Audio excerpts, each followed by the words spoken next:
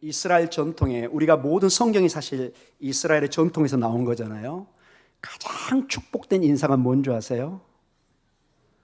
God bless you. 하나님이 당신을 축복합니다. 이 인사를 대신할 것은 아무것도 없습니다. 축복의 근원인 그분이 우리에게 뭐 하신다고요? 축복할 복을 내리신다는 거예요. 이것을 축복할 수 있는 놀라운 특권과 이 축복권을 하나님이 누구에게 주신 거예요? 우리에게 주신 거예요. 이것을 누리시기 바랍니다. 축복하시기 바랍니다. 그러면은 우리 일상에 나와 있는 웃으면 복이 온다, 이건 일부만 맞습니다. 진정한 축복은 하나님이 주시는 것입니다. 우리가 축복할 때, 서로 사랑할 때 하나님의 놀라운 부어주는 은혜가 있을 줄 믿습니다. 오늘 저는 이 본문의 말씀을 통해서 조금 저번 주에 예수님께서 우리를 자기의 사람을, 세상을 사랑하되 그러나 특별히 자기의 사람들, 제자를 사랑하는 모습을 보았습니다. 우리 인생에 우리는 가끔 롤 모델을 찾습니다. 위인을 찾습니다. 내가 본받고 따르고 싶은 사람. 그게 대부분 의식 있는 사람들, 좀 꿈을 가진 사람들이 대부분 그런 얘기를 하고, 우리 자녀들에게 꿈을 가져라, 위인을 본받아라, 이런 말도 합니다. 우리에게 본받아야 할, 우리가 바라봐야 할 주님은 믿음의 주여 또 온전케 하시는 히브리서 12장에 나와 있는 예수 그리스도입니다. 그분이 말씀하신 그분의 삶을 우리가 100% 따라할 수는 없지만, 그러나 그분께서 우리에게 주실 때는 우리가 감당할 만이 하니까 주신 줄 믿습니다. 우리에게 불가능한 일은 없는 것입니다. 그 일을 행하기 위해서 주님께서 우리에게 힘을 주시고 성령의 충만함을 더하실 줄 믿습니다. 주께서 우리에게 무슨 말씀을 오늘 주셨는지, 어떤 본을 보여주셨는지 교회는 매우 신중하게 마치 성찬식을 통해서 주님의 일들을 기억하듯이 주의 말씀에 도전을 받고 기억해야 될 줄 믿습니다. 세상의 종교는 내가 무엇을 하느냐가 중요합니다.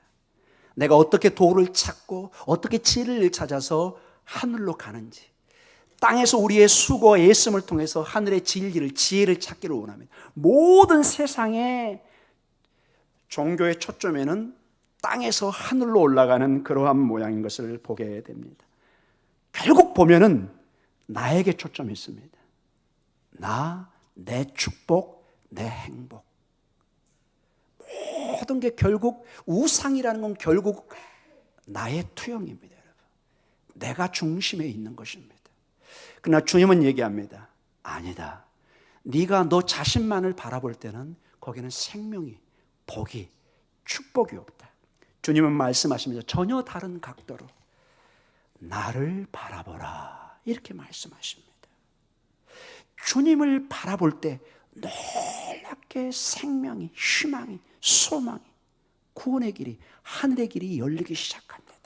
이게 우리 기독교 신앙에 설명할 수 없는 진리의 외침입니다. 세상은 외칩니다. 세상의 종교는 외칩니다. 내 자신의 내면을 살펴라, 그것을 갈고 닦으라, 수도하라, 기도하라, 그러면 남을 도울 수 있는 어떤 힘이, 진리를 발견할 것이다. 어느 정도 맞는 것 같지만 항상 거기에 한계가 있는 것을 보게 됩니다. 예수님은 외칩니다. 오늘 우리에게 말씀하십니다. 아니다. 나를 쳐다보아라. 그러면 다른 사람을 섬길 수 있는 길을 보여주리라. 나를 바라보아라. 그러면 구원의 길을, 진리의 길을 너에게 줄 것이다. 다른 사람들을 사심없이 사랑할 수 있는 힘을 너에게 줄 것이다. 이렇게 말씀하십니다. 그래서 요한복음은 시작부터 끝까지 예수님의 말씀과 그 주님의 가르침, 주님을 따르도록 우리에게 강력하게 요구하고 있는 것을 보게 됩니다. 주님을 따르는 일이 매우 중요한 것입니다. 예수님을 따를 때 진정한 인간성이, 진리의 길이 열리는 것을 보게 됩니다. 요한복음의 강조점이 주님의 길을 따르게 하는 것입니다. 사람들을 칭찬받게 하는 것, 또 칭찬을 얻는 것, 여기에 초점이 있는 것이 아니라 예수님을 따르는 길은 그런데 대신에 세상의 존경과 부유함을 내려놓는 섬김의 자세인 것을 보게 됩니다. 오늘 본문을 통해서 보면은 예수님을 따르는 길은 젖은 수건을 여러분이 손에 쥐는 것입니다. 그리고 때로는 때 묻은 수건을 여러분 허리에 두르고 어떤 사람의 진흙이 묻은 발을 또는 흙이 묻은 발을 씻겨주고 닦아줘야 됩니다. 이게 오늘 본문에 강력하게 우리에게 강조해주는 말씀입니다. 예수님을 따르는 길은 여러 길이 있지만 오늘은 특별히 겸손과 섬김의 길인 것을, 남을 사랑하는 것인 것을 말씀해 주고 있습니다. 왜 이게 중요하냐면은, 왜 오늘 제자들의 발을 씻기는 이 본문이 중요하냐? 오늘 중요하게도 이 모든 일이 어느 때 일어나고 있죠, 여러분? 유월절 행사 때 이루어지고 있다는 것입니다. 어느 때요? 유월절 행사. 13장 1절을 봐보세요. 유월절에. 여러분, 유월절은 가장 중요한 유대인의 명절 중에 하나고, 이 유월절은 유월절에 어린 양을 잡아서 우리의 죄를 대신하게 하고 그 양의 죽음을 통해서 우리를 대신 죽게 하고 우리를 살리고 우리를 구원시키고 우리에게 새로운 소망을 주고 하나님과 우리 사이에 막힌 담을 그 양의 피를 통해서 이렇게 해결하는 임시적이지만 그런 상징적인 일들을 하는 것이 유월절 행사의 핵심의 핵심입니다. 그런데 요한복음 1장에 보면은 이미 광야에서 외쳤던 세례 요한은 이렇게 얘기합니다. 요한복음 1장 29절에 이런 외침이, 그리고 모든 그의 메시지는 여기에 초점이 맞췄습니다. 같이 읽도록 하겠습니다. 이튿날 요한이 예수께서 자기에게 나오심을 보고 이르되 보라, 세상 죄를 지고 가는 하나님의 어린 양이로다. 아멘. 예수님이 오시는데 하나님의 어린 양, 세상 죄를, 하나님의 어린 양, 세상 죄를 지고 가는, 여러분 이게 주로 어느 때 쓰이는 단어예요? 유월절에 쓰이는 거예요. 유월절에 어린 양을 잡아서 무엇을 사게 해요? 우리의 죄를 사게 하는 거예요. 지금까지는 매년 그들의 양을 또 잡고 또 잡고 또 잡았는데 오늘 이제 선언합니다. 모든 걸 한 번에 해결할 예수님이 오시면서 보라, 이네 저기 세상 죄를 지고, 즉 너와 나의 죄를 지고 죽을 하나님의 뭐라고요? 어린 양. 그 표현을 봐보세요. 어린 양. 여러분 우리 기독교적인 영향이라 뭐 그러지만 여러분 갑자기 하면서 저기 오는 개를 보라 뭐 이러면 여러분 굉장히 이상하겠죠. 여러분 양을 보라, 우리가 잘 받아들이기 힘듭니다. 그런데 유대인들은 이 당시에 유월절에 이 말씀을 들은 것은 금방 연결하는 것입니다. 어린 양? 이거는 세상 죄를, 나의 죄를 지고 죽어야 될, 목에서 피를 흘려 죽어야 되는 그 양인데 예수 그리스도가 그 하나님의 어린 양인 것을 우리에게 선포하고 있습니다. 그래서 요한복음은 이 유월절 양의 이 예수님의 모습으로 모든 것이 지금 가고 있습니다. 이제 13장 이후로 이 사건 이후에 예수님께 드디어 하나님의 제단, 즉 여기서는 예루살렘의 성전이 아니라 십자가의 제단에서 하나님의 저주를 받아서 온전히 이 일을 할 것을 말씀하니 모든 그 하이라이트, 정점이 지금 점점 다가오고 있습니다. 이 십자가의 사건으로 나아가고 있는 것을 보게 됩니다. 이 시간부터 이 13장 이후로는 예수님께서 우리를 구원하시기 위해 하나님의 저주의 자리인 그 나무 위, 즉 십자가의 자리로 나아가고 있는 것을 우리에게 보여주고 있습니다. 그래서 여러분 오늘 이 제자들의 발을 씻는 이 사건을 굉장히 중요하게 보셔야 됩니다. 예수님에게는 이거는 마지막 유언의 말씀과 동시에 유언과 같은 행동입니다. 이 이후로는 시간이 없어요.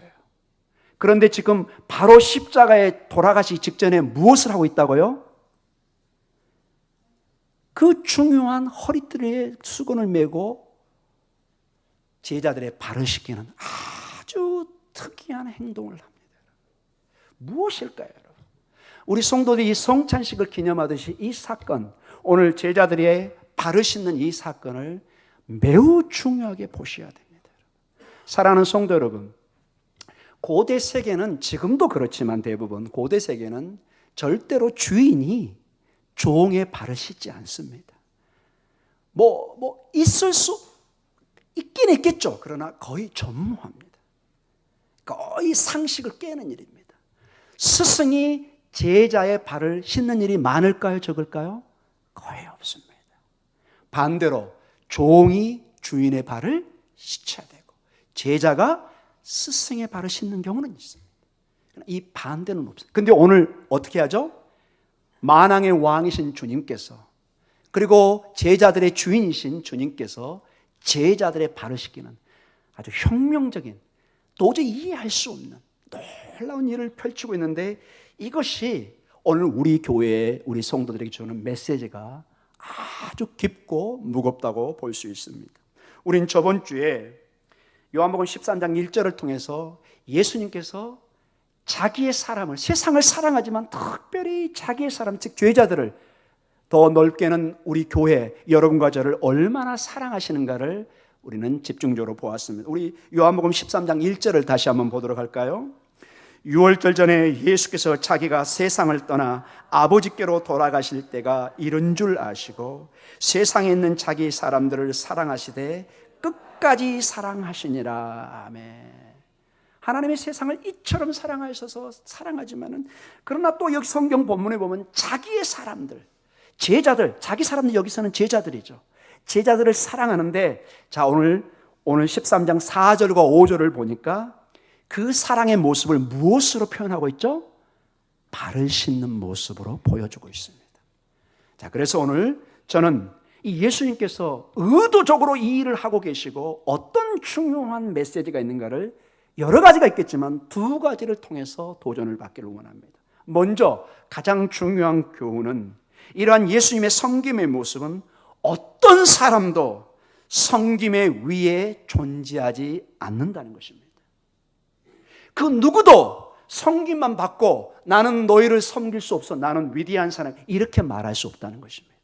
만왕의 왕이요 하나님이신 그분이 오늘 우리에게 섬김의 모습을 보여줬다면 그 누구도 나는 그 섬김 위에 있는 나는 항상 섬김을 받아야 되는 이런 위치에 있지 않다는 것입니다.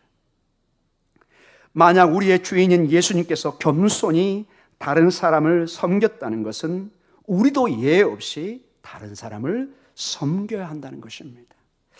여러분 우리가 이제 곧 볼 본문이지만 미리 한번 보겠습니다. 요한복음 13장 14절과 16절에 주님이 이렇게 말씀하십니다. 같이 읽어볼까요? 내가 주와 또는 선생이 되어 너희 발을 씻었으니 너희도 서로 발을 씻어 주는 것이 옳으니라. 내가 너희에게 행한 것 같이 너희도 행하게 하려 하여 본을 보였노라. 내가 진실로 진실로 너희에게 이르노니 종이 주인보다 크지 못하고 보냄을 받은 자가 보낸 자보다 크지 못하나니. 아멘. 주님 만왕의 왕이신 그분이 여러분 오늘 제자들의 발을 씻깁니다. 여러분 이 제자들을 발을 씻기는데 가만히 한번 봐보세요. 여러분 발을 씻는다 예수님의 그 자세를 한번 생각해 보세요. 우리 성가대 한번 자세를 한번 생각해 보세요. 어떻게 해야 여러분 발을 씻을 수 있죠? 어떻게 제가 안 보여도 되겠죠, 여러분? 이렇게 아니죠. 무릎을 꿇어야 됩니다. 그래야 정상적으로 여러분 예수님이 그 제자들 앞에서 어떤 자세로 발을 씻고 있는 거예요? 무릎을 꿇은 거예요. 이건 그 당시의 문화에 맞지 않는 겁니다. 여러분 벌써 한 40년, 50년, 100년 전에 집안의 종 앞에 주인이 무릎 꿇은 걸 여러분 상상할 수 있겠어요?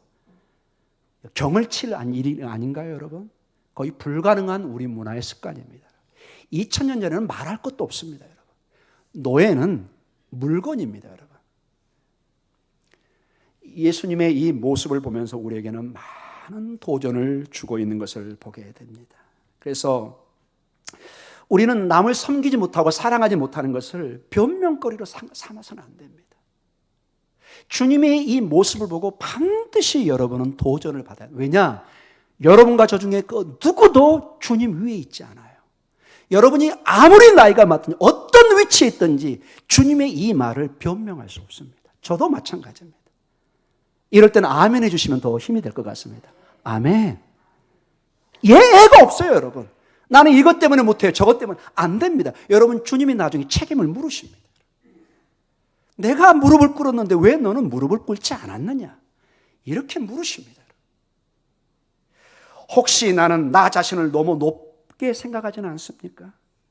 아니면 사람을 섬기기에는 내가 너무 중요한 존재라고 생각하지 않습니까? 아닙니다, 여러분. 주님 앞에 우리는 그 누구도 우리를 주님 위에 둘 수 없습니다. 그 순간 내가 나 자신의 우상이 되어 있는 것입니다. 예수님께서 섬김의 모습을 보여주는 깊은 동기는 그래서 겸손과 사랑인 것을 보게 됩니다. 사랑하는 성도 여러분, 주님의 이 마지막 유언의 말과 유언의 그 행동을 아멘으로 받아들이시기 바랍니다. 이거를 아멘으로, 마지막 주님이 죽기 전에 말씀을 남기고 행동으로 보여주셨어요. 이걸 보라는 거죠. 본을 삼기. 두 번째로 중요한 교훈이 우리에게 주어져 있습니다. 어떤 사람도 이 섬김을 받는 것에 제해되지 않습니다.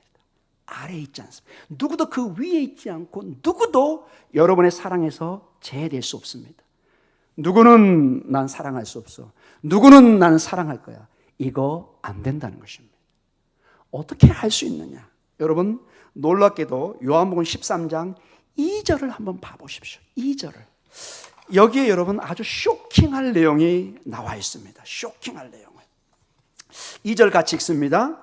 마귀가 벌써 시몬의 아들 가룟 유다의 마음에 예수를 팔려는 생각을 넣었더라. 아멘. 자, 여기에 12제자가 모였어요. 거기에 누구도 있는 거예요? 가룟 유다. 근데 가룟 유다는 이미 마귀가 역사에서 예수님을 배신할, 그리고 여러분 앞으로 우리가 볼 13장 21절과 30절 굉장히 긴 본문을 가룟 유다가 어떻게 예수님에게 팔 건지 그 내용이 아주 상세하게 나와 있습니다. 그런데 여러분 13장 5절을 한번 읽어보겠습니다. 13장 5절. 여러분 13장 5절 같이 읽습니다. 이에 대하여 물을 떠서 제자들의 발을 씻으시고 그 두르신 수건으로 닦기를 시작하여. 자, 여기 제자들이 복수형으로 나와 있나요? 단수로 나와 있나요? 이게 대답이 약합니까, 여러분? 복수형입니다. 이게 헬라어 원어도 분명히 복수형입니다. 여기는 어느 제자도 제어되어 있잖아요. 누구는 닦고 누구는 안 닦고 이랬겠습니까, 여러분? 자, 제가 여러분에게 질문을 하겠습니다. 예수님께서 몇 명의 제자들의 발을 씻었을까요? 이거 맞추시면 점심 식사를 같이 드시도록 하겠습니다. 몇 명의 제자의 발을 씻었을까요? 아니, 제가 솔직하게 묻는 거예요. 10명? 12명? 어떻게 하세요? 여기 이 복수형에 모두를 포함하고 있습니다.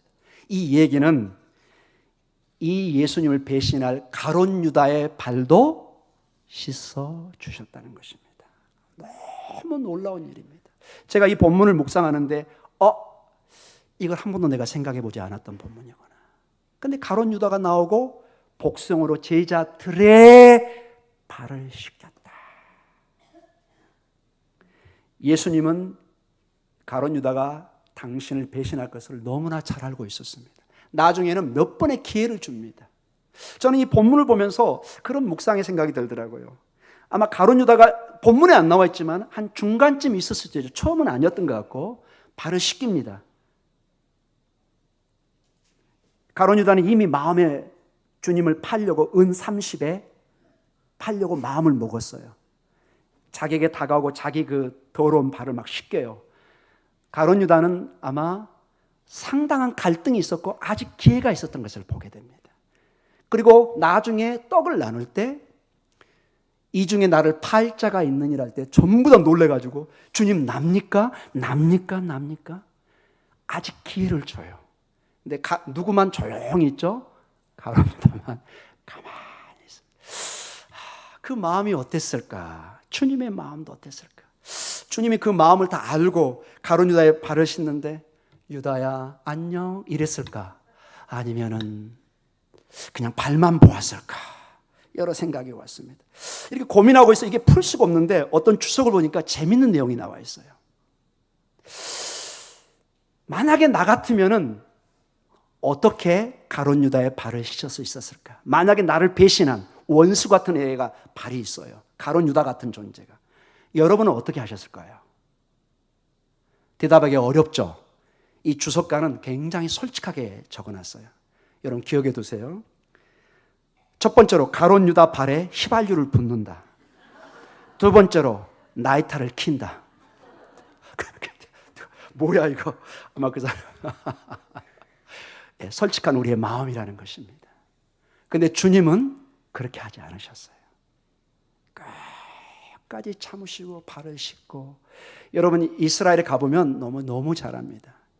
6개월 이상 비가 안 오기 때문에 밖에 다니면 온 발이, 지금 용왕산만 올라가 보세요. 비 안 오면은 온 발이 그 노랗게 그 황토육이 막 쫙 올라옵니다. 이스라엘은 말할 것도 없습니다. 그 때 묻은 발을 다 씻어주시는 주님의 사랑을 생각해 보시기 바랍니다. 여러분은 유다의 발을 씻길 수 있으십니까? 시간이 가지만 질문하고 싶습니다. 우리는 어렵습니다.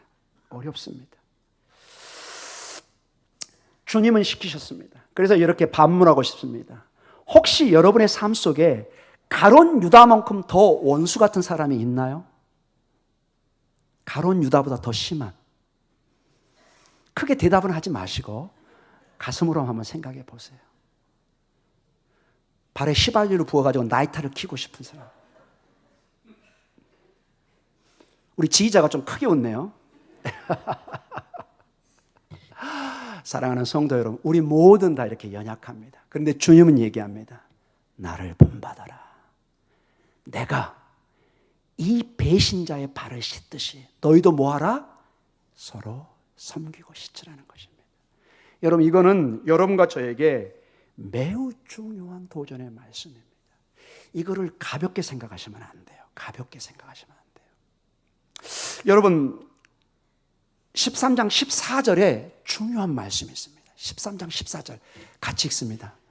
14절 본문 좀 띄워주세요. 같이 읽습니다. 내가 주와 또는 선생이 되어 너희 발을 씻었으니 너희도 서로 발을 씻어주는 것이 옳으니라. 자 14절 그대로 한번 보면은 너희 발을 씻었으니 너희도 이렇게 나와 있습니다. 너희도 무슨 형인가요?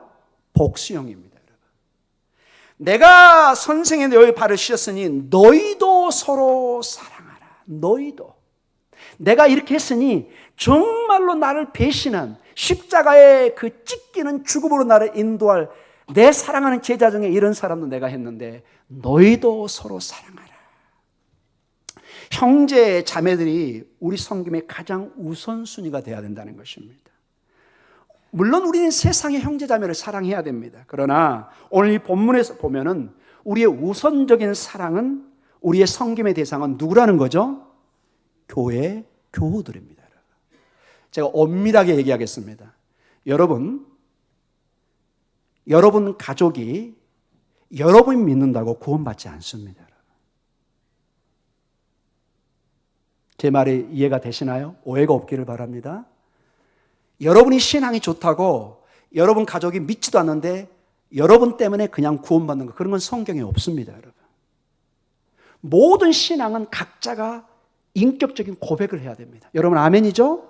믿음은 내 인격의 반응이에요. 그래서 여러분 궁극적으로 하나님의 나라는 여러분의 가족이 가는 것이 아니라 교회 성도가 가는 것입니다. 아멘입니다. 아멘. 그래서 주님은 얘기합니다. 우선순위로 다 사랑하지만 먼저 너희의 우선순위가 있다. 그게 누구냐? 너희도 성도가 먼저 사랑해야 된다는 것입니다. 이걸 역발상으로 하면 제가 여러분에게 도전하면, 저에게도 도전입니다. 여러분 예수 믿으면서 사랑하지 않으면, 섬기지 않으면 여러분의 구원을 의심하셔야 됩니다. 여러분 구원 장담 못합니다. 여러분. 이건 아멘이 안 되네요. 굉장히 엄한 말입니다. 여러분. 주님은 여러 군데 경고합니다. 내 이름으로 선지자 노라고 하고 주여 주여 하지만 나는 너를 뭐한다? 모른다 할까 두려워하라고 얘기합니다. 여러분이 아무리 신앙이 좋다고 여러분이 입으로만 얘기하지만 사랑을 서로 사랑하지 않으면 주님은 얘기합니다. 안 된다 얘기합니다. 안 된다. 좀 심하게 얘기했습니다. 여러분이 빛 가운데 있는지 없는지를 판가름 나는 것입니다. 여러분의 말로 여러분의 신앙 증명할 수 없습니다. 여러분의 삶을 통해서. 행함이 없는 믿음은 죽은 믿음입니다.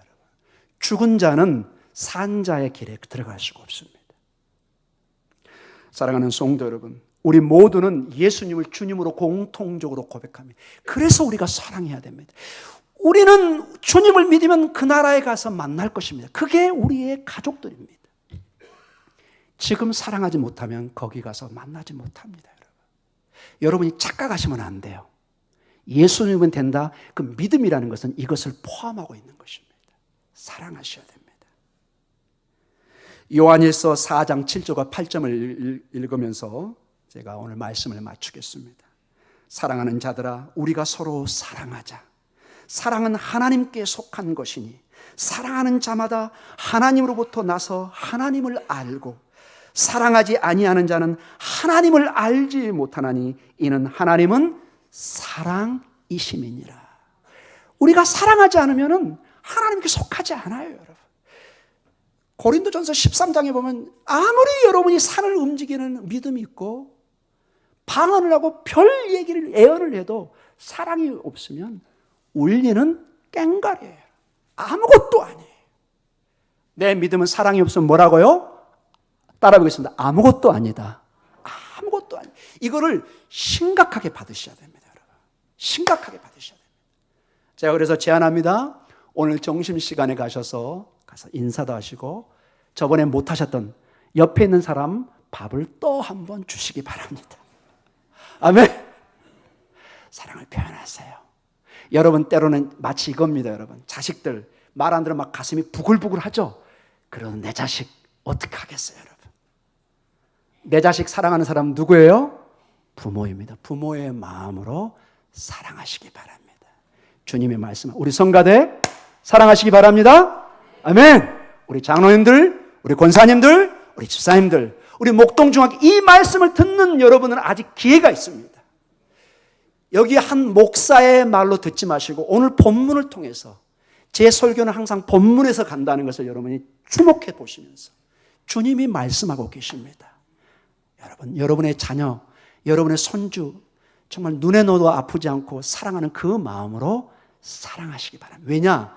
우리 교우들은 하나님이 가장 우선적으로 사랑해야 될 우리의 형제자매로 지정해 놓으셨습니다. 서로 함께 사랑할 때, 우리 함께 주님이 오실 때 그 나라에서 함께 예배드리는 놀라운 축복이 임할 줄 믿습니다. 막힌 담이 허물어질 줄 믿습니다. 장벽이 허물어질 줄 믿습니다. 치료의 역사가 나타날 줄 믿습니다. 사랑 가운데 그 축복이 임할 줄 믿습니다. 우리 다 같이 기도하겠습니다.